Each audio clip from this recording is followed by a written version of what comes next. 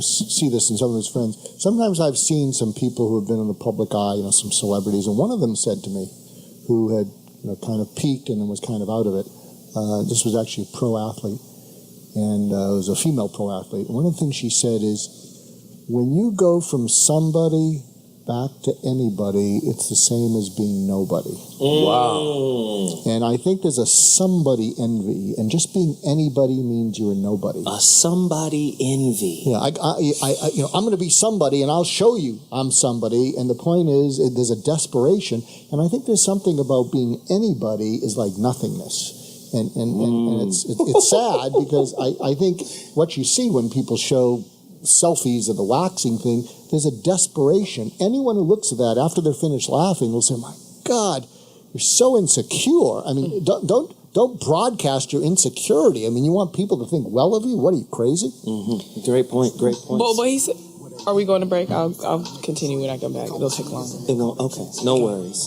Ladies and gentlemen, So What Morning Show's in the building. If you want to participate, 855-878-4652 is the number to dial. That's 855-878-4652. It's crazy right now because we're talking about, in my opinion, a mythological disease. It's mythological because I gotta control these people some kind of way. So if I label them ill or sick, I can medicate them. And medicine prescribed by psychiatrists changes brain function. That's a whole nother dance. We'll be back in 2.2, ladies and gentlemen. Crazy.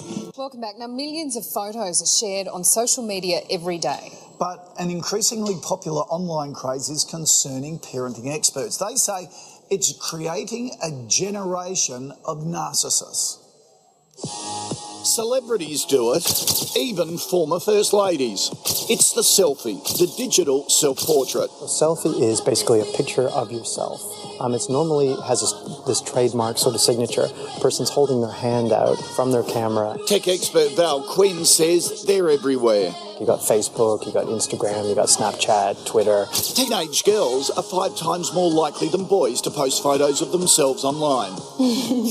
15-year-old Casey Grismali and her friends take hundreds of selfies every year. We take selfies anywhere, everywhere. And if you look at a celebrity photo, you think, that looks really cool, I want to try and do that. It's a beauty contest sometimes, because if your friend posts a picture and you look at it and you think like, oh, maybe I should do that like a little bit better. Experts say we're raising a generation of self-promoting, self-absorbed oversharers. Well, let's ask Sunrise parenting expert Michael Carr-Gregg what he thinks about this. Michael, good morning to you. Good morning. Are we raising a generation of narcissists? Look, we've actually got some science behind this. A 2013 January study called the American Freshman Survey asked first-year university students to compare themselves to their peers. Now, they've been doing this survey since 1966, and in the last 4 years, there's been a dramatic rise in the number of first-year uni students who describe themselves, you're going to love this, as exceptional.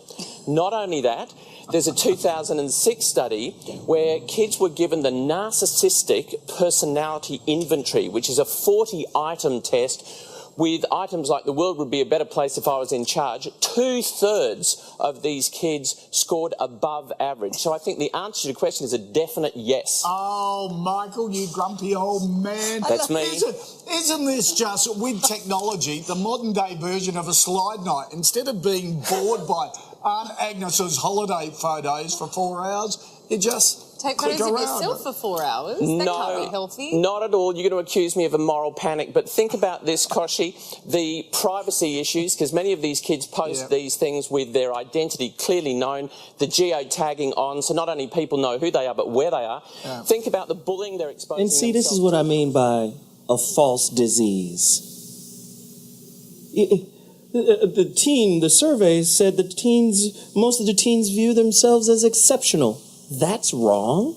Yeah, in this case, it is. I don't think it has anything to do with narcissism as much as it does with self-absorption without credentials or a resume. All right. Other than snapping a photo, what have you done that would make you feel that important to anybody other than yourself?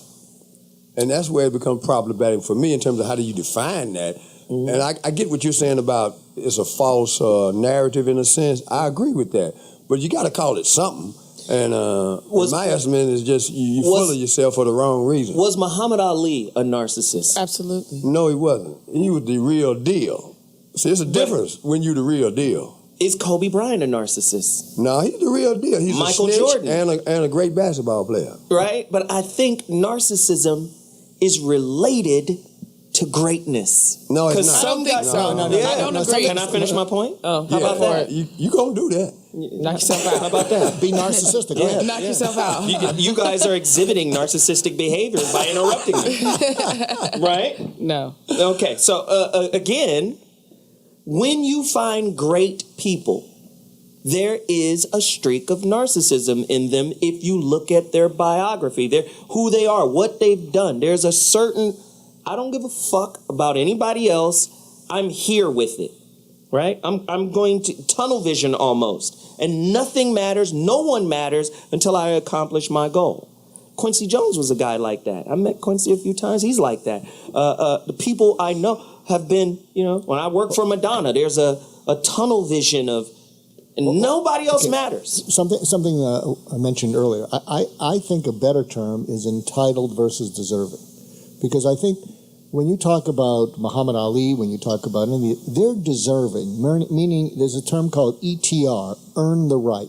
They earn the right to say things and be heard. So Cassius Clay at 22 years old earned the right. Nobody really knew what was up. And he came in there and said, I'm going to knock this motherfucker out in foe. No. Because I'm pretty and I'm the greatest in the world. No. Before anybody knew it. No, people can grow into who they're meant to be.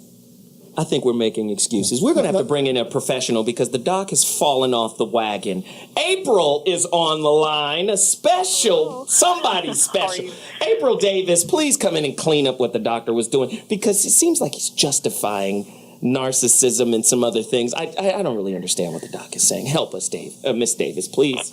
Well, I do agree with somewhat of what you guys are saying in regards to, some of these celebrities or some of these people that have risen and they are definitely very successful.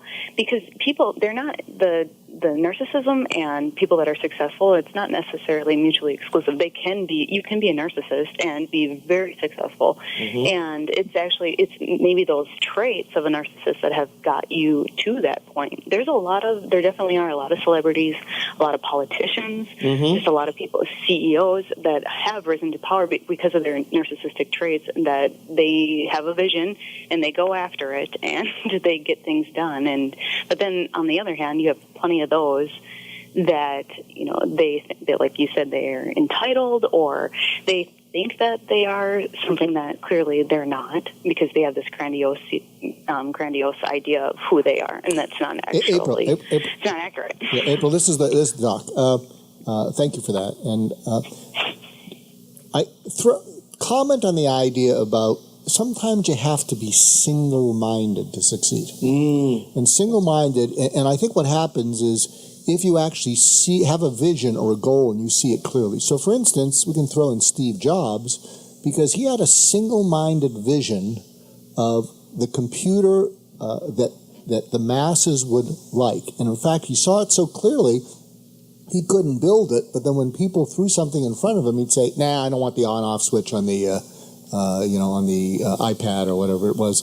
And so talk about single-mindedness, because I think some of the greatest accomplishers of things is they had a single-mindedness that other people would say, well, they're self-involved, they're narcissists, but maybe they were dancing to this drum, this calling. So tell me what you think about any of that. Well, it's definitely true that one of the behaviors of a narcissist is that they have this vision, and it's kind of a tunnel vision, and they only see things one way.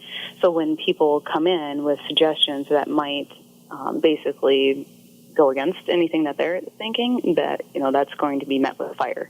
They're not going to appreciate, or they do not like when people maybe counter them or come up with other ideas, because they want all the credit. Everything is theirs, they're best, they're, entitled to everything too, and they will take advantage of those people that anyone that is below them or maybe has a weakness below them as well. So we were talking earlier before you came on, and I was talking about narcissism, say like a spiritual narcissism, that's in religion. I believe authority is a type of narcissism because everything is validated by an authority, right? Whether it be education, whether it be religion, the spiritual narcissism says, I'm a Christian and, all this other stuff, all these other religions, you guys are going to hell. And then of the Christians, only 144,000 of those are going to make it. So that entitlement of I'm chosen, say even the Jews, we're the chosen people. So anybody that isn't chosen, I don't know how it's going to work out for you. I think there's a kind of narcissism embedded in every institution we have. So I think it's so ubiquitous that not only is it not a disease, but I think it's a mechanism to keep people quiet in a lot of ways. Because look at the breakdown of what narcissism is. Prolonged grandiosity. What about the royal family? That's narcissism, right? That's prolonged grandiosity, is it not? What about the American government? The way they govern the people? What about how the society is stratified and poor people stay poor because they're locked in ageism, racism, sexism, classism? Is this not a type of societal narcissism? Talk to me about that, Ms. Davis. Well, I think you're taking pieces of what narcissism is and applying it to a lot of different areas. And what really the narcissism comes down to is that it's somebody with all these like 5 characteristics. It takes 5 characteristics out of I think it's 20 that they have to qualify tell us in the order 5. for them to be considered as a narcissist. Tell us the 5. One of them you just mentioned is like grandiosity. They think they're better than everyone else. Another one is a lack of empathy. Like they cannot relate to other people. They cannot, if your mother died, they can't understand why you're upset or something like that. Another one is they're envious of others. So if they see other people doing well, they hate on them and will talk negatively about them.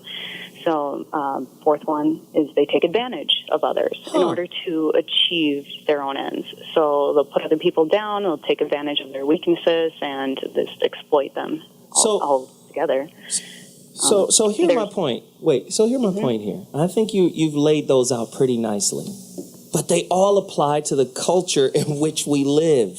Everything you said can be applied to those institutions that I mentioned, every single one. And if we're raised, listen, how we interface in a society is through cultural game rules, right? And if we're playing the cultural game rules that are established by the society in which we live, then how can we exclude them for responsibility of our mentality? If we're raised by a narcissistic culture, how can we then not be narcissists? Or how can everybody not be narcissists? And why would that then be considered a disease? I need to understand. Voltaire, he was a French philosopher, I guess. Yes, we know. I'm sure you know better than I do. I don't even know his first name, so you can fill me on that. But Frenchy Voltaire, I think it was. Frenchy. But one of his famous quotes was, "With great power comes great responsibility." I thought that was Spider-Man. Yeah. No, that came afterwards. That was Uncle Ben from Spider-Man. No, just... Like I said, forget Voltaire. But I think that's what we're talking about, is that I think it's okay if you have great power and authority, but I think you really have to feel that you have responsibility. Like I think the royal family, now I'm not that tuned into them, but I think they feel a sense of great responsibility, the royal family in Great Britain. Really? You think all of the colonialism and colonizing and... Come like on I said, now. throw that to the curb. Yeah, just stop it. I'll save it for my. That's for my white. The lack of empathy and colonizing other countries and.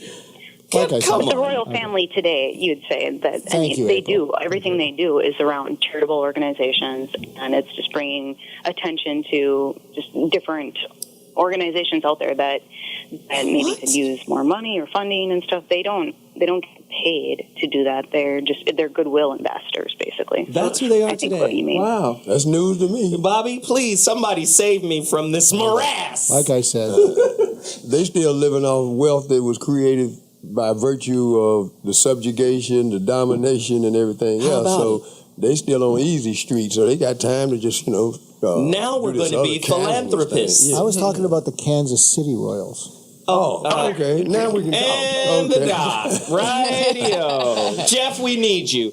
Jeff Brown couldn't make it today because he had a flat tire.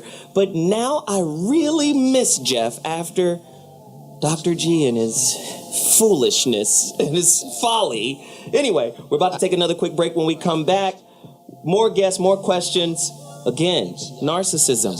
Very interesting topic. We'll be back at 2.2. Holla.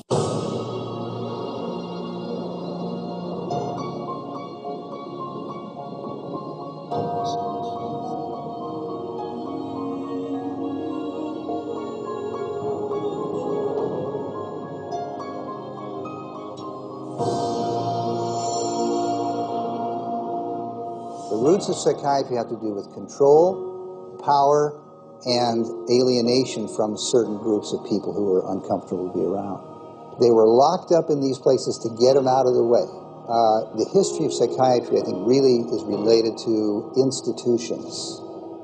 Bethlehem Royal Hospital in London was one of the world's first psychiatric institutions. Commonly referred to as Bedlam, the hospital was little more than a warehouse for those deemed mad. Inmates were confined to cages, closets, and animal stalls, chained to walls, and flogged, while the asylum charged admission for public viewings.